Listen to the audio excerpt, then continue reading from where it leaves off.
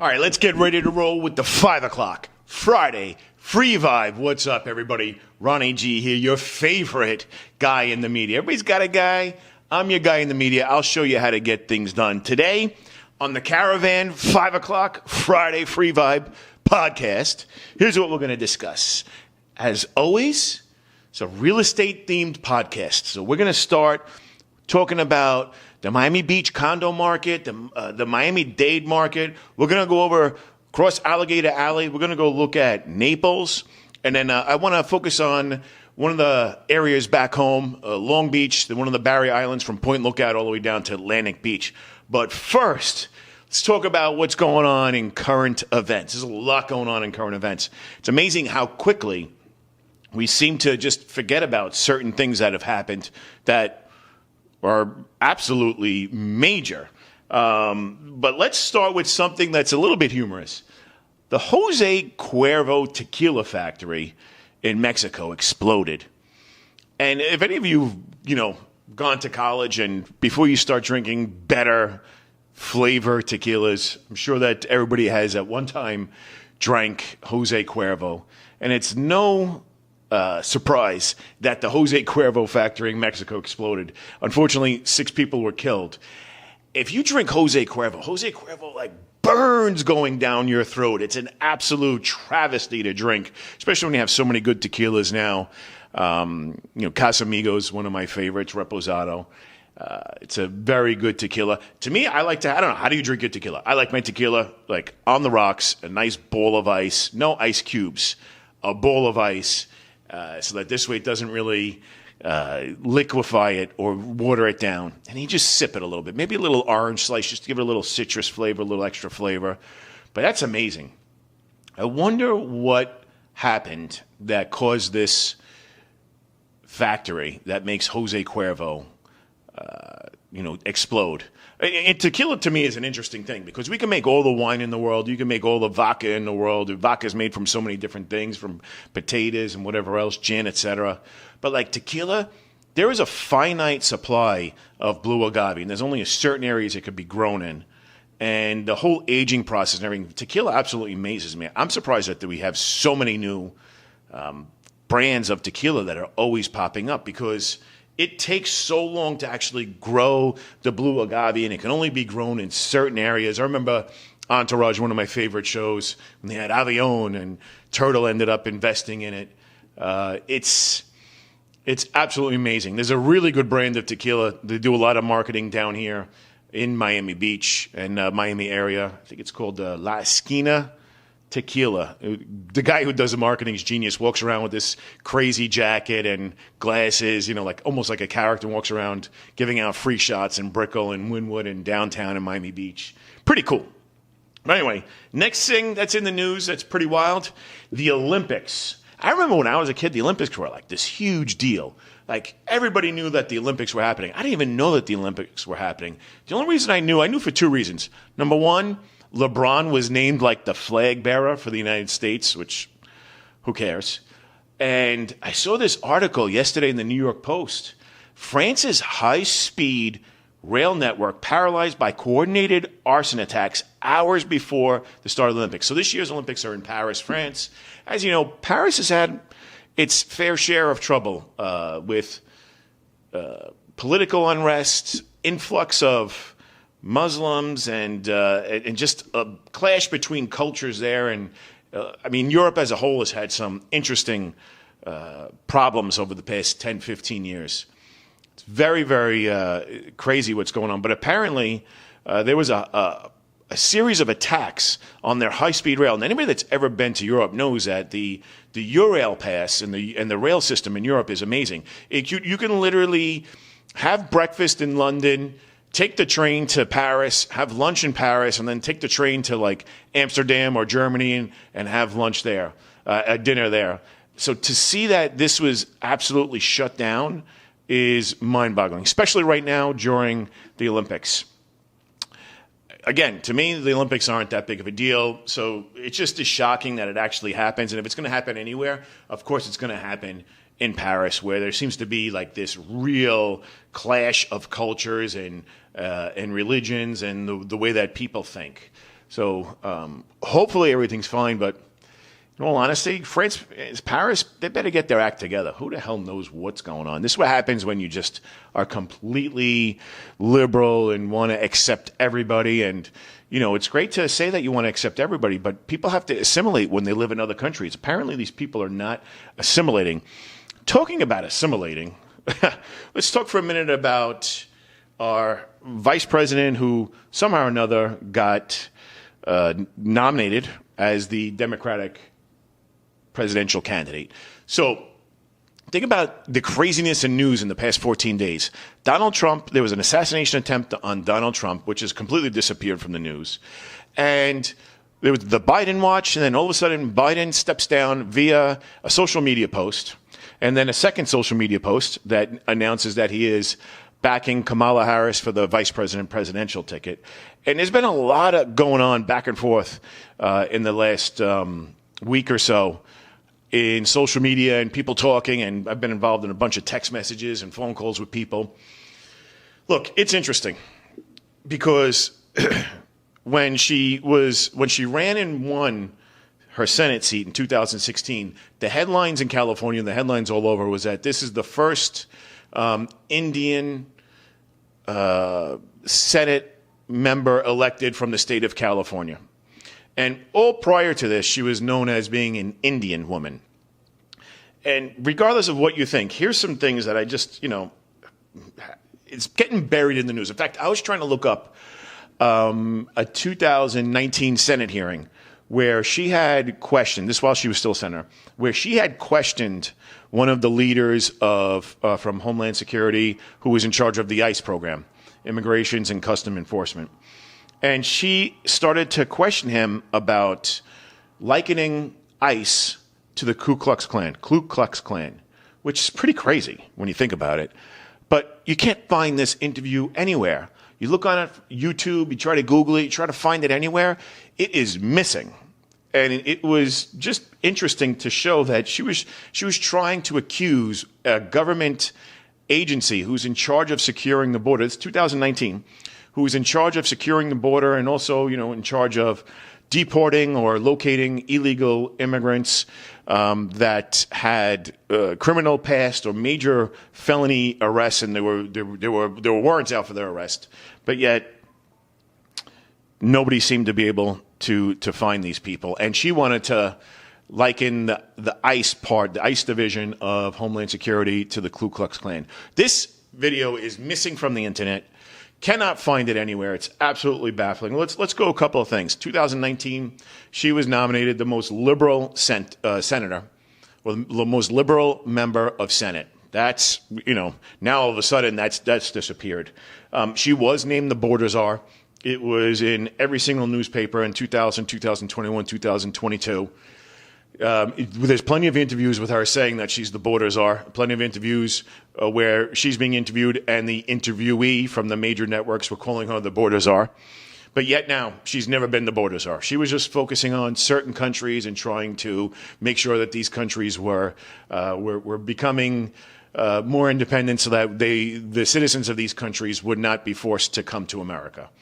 Absolute lies, no matter which way you look at it. Everything that they say seems to be a lie. And of course, the annoying cackle is just absolutely ridiculous. In fact, I'm going to pull this up.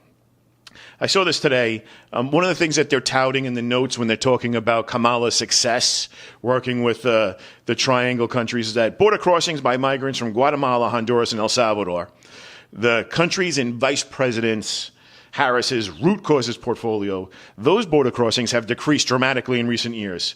In 2023, they made up 22% of the border crossers, whereas in 2021, they made up 41%. I have an interesting take on this because I'm an intelligent person. I really am. Like I have the SAT scores to prove it. And obviously, anybody that's met me, they think, you know, hey, I got my act together. I know what I'm talking about. Here's the interesting thing. Maybe those border crossings are down because we have an absolute badass who's the president of El Salvador. And this badass president of El Salvador isn't taking crap from anybody and is throwing these people in jail, okay, which is making their country safer. Now maybe because El Salvador is safer. Their neighboring countries, Honduras and Nicaragua or whatever, maybe they're feeling safer as well. And maybe that's why the border crossings from there have dwindled.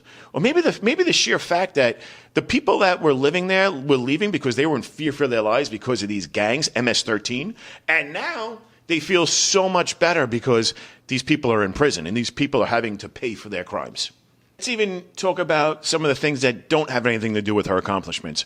Her annoying cackle, the way that she seems to say these quotes, and she thinks that these quotes make her sound so eloquent and so philosophical, but yet they're just absolute double talk and babble. And then, of course, there's always the whole sleeping your way to the top, sleeping with celebrities, sleeping with anybody, that could help her advance her career, including her boss. She was she was the district attorney who refused, or the attorney general, who refused to let people have their cases heard, even though we had undeniable, irrefutable evidence that they were innocent, and she refused to let them have their day in court. She also was the person who was responsible for doing away with no cash bail in San Francisco, which if you see how well that's worked out in Chicago, Los Angeles, New York City, you know that those cities by themselves have turned into absolute shitholes. And then when she ran for president in 2020, 21, whatever it was, she got less than 1% of the primary vote, and she had to end her campaign relatively early because she just wasn't campaigning well, and she does not present well as a candidate. It's mind-boggling that she got appointed as the candidate when the Democrats, who claim themselves to be the most, the ones that are for democracy, that they just appointed somebody to be the candidate to run for president. It's almost as if you think that, okay, let's just run her out here. Let's concede this election for this year, and let's regroup and really come back strong in 2028. Look, if that's the case, I'm all for it. Because Trump is what we need right now. We need a strong leader. We need somebody that's going to stand up after getting shot in the air and say, fight, fight, fight. We need somebody who's going to really instill confidence in business owners to bring money in, to spend money, to hire good people, to increase jobs, to increase wages. That's what we need. And the other crazy thing about Trump is that this assassination has just absolutely disappeared from the news. In fact, I think Director Wray from the FBI just said that they want to now interview Trump about the assassination attempt. There are still people out here that think that the assassination attempt from Donald Trump was that he orchestrated the whole thing. Yeah. Fire a bullet right at my head. Come really close. Come about a fraction of a centimeter away from killing me. Yeah, he set that up. Are these people deranged? Are they out of their minds? It's interesting that people are actually thinking this and they believe it to be true. It's bizarre. But anyways, let's talk real estate now. We're about halfway through the podcast. Let's talk real estate. There's a lot going on. Very interesting to see some of the newer articles that have been coming out in the news and some of the data that I'm looking at. Some of the interesting data that I'm looking at right now. Let's just take a look at Miami Beach. Very, very interesting. This past week in Miami Beach, the past 7 days, we had 25 new listings come on the market in Miami Beach, and we had 91 sales in Miami Beach. So that's about a 4-month supply just on what's coming on the last week. But then when we look at some of the bigger numbers, there is some trouble brewing. And I'm not saying that to be pessimistic. Everybody that knows me, I am one of the most optimistic people that exists. But what I'm seeing is that, so right now, we have major problems with the condo market in all of Florida. And what we're seeing right now in the condo market in Miami-Dade is very, very interesting. We're looking at, 10,400 active listings in Miami-Dade right now in condos. That's the active listings for just condos. And this past month, we saw 966 condos sold. That's in the last 30 days. What does that tell you? We're looking at 11 months of supply of condos, and it's only going to get worse. If you look at some of the headlines and some of everything that's going on, right now, even the Miami Herald, who usually is a very, very pro real estate periodical, usually all their articles show, they're cheerleading. They're talking about all the new developments and how great the market's doing and how we're getting this influx of people. Now even the Miami Herald is looking at it and saying, okay, we're looking at a little bit of scary times right now. We're looking at, I don't know, somewhere around 38% of the people that are buying condos right now are in cash.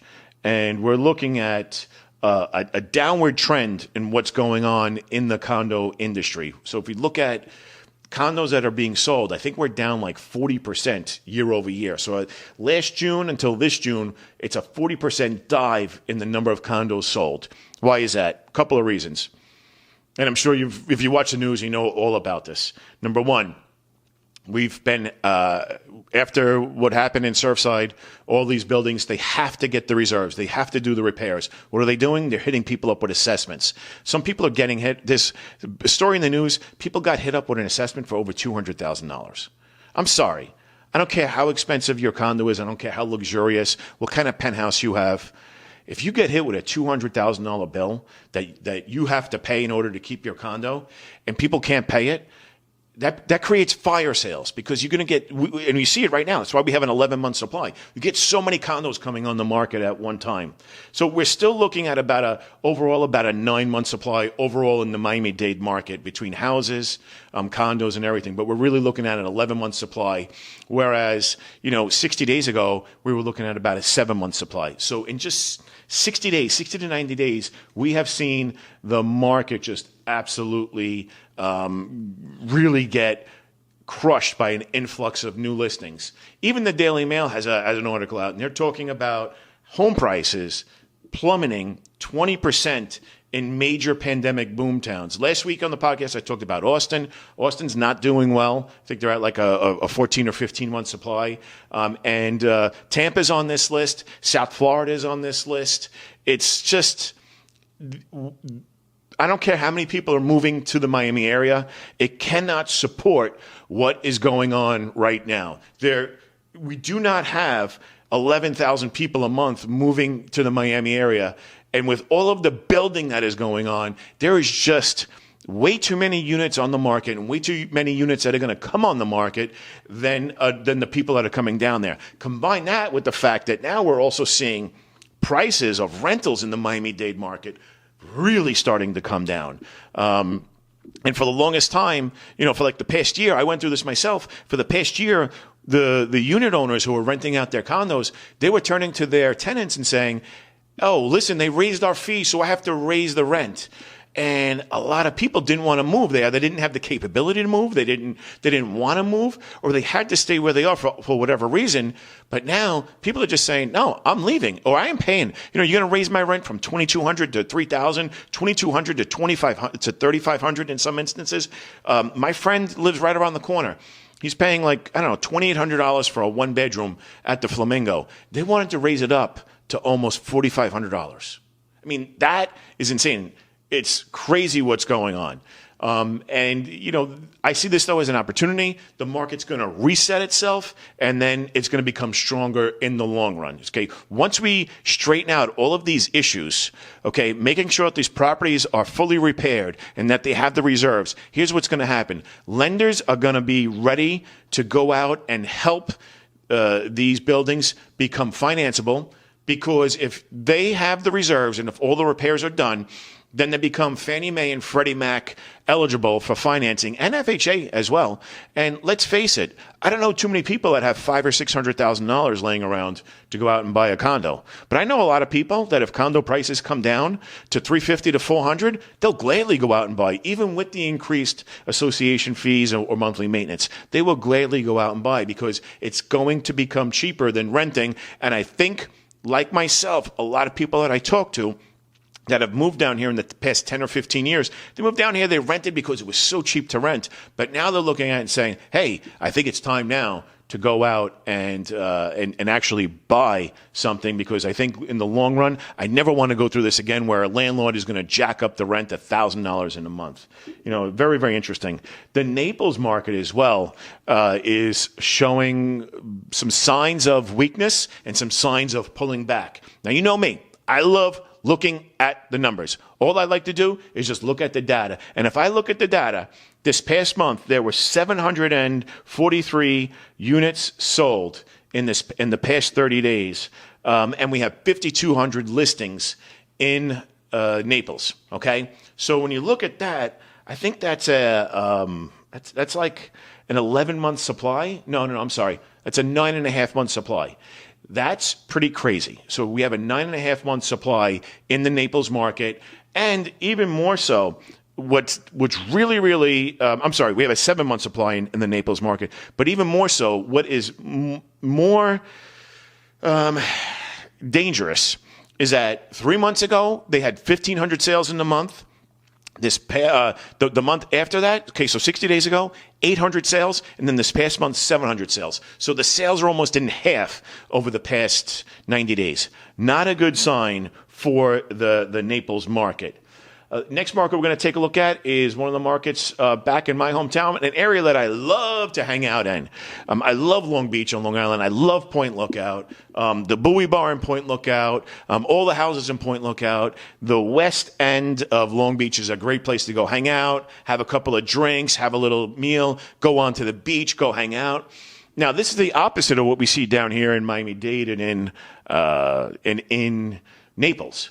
I always liken, when people ask me back home, what's Miami Beach like? I said, it's a lot like Long Beach in that it's its own beach. It has its own vibe, its own culture, with a little bit more of a Latino flair to it, a little more of an international flair.